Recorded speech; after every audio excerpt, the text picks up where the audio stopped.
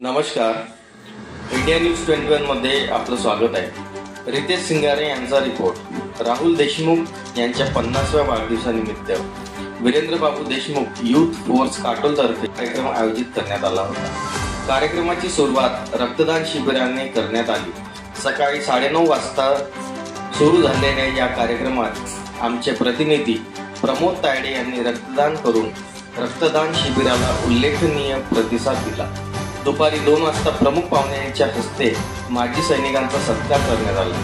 तसेच राहुल भाऊ देशमुख यांना मान्यवरांकडून पुष्पगुच्छ देऊन शुभेच्छा देण्यात आल्या। या कार्यक्रमास काँग्रेसचे नेते तथा माजी मंत्री सुनील केदार, माजी गृहमंत्री तथा आमदार अनिल देशमुख, रामटेक लोकसभाचे खासदार श्यामकुमारजी बर्वे, वर्धा लोकसभेचे खासदार अमर काळे, आमदार अभिजित वंजारी, उत्तम कापसे, जिल्हाध्यक्ष शिवसेना उभाटा प्रमुख पाहुणे म्हणून उपस्थित होते व समता सैनिक दल प्रामुख्याने उपस्थित होते।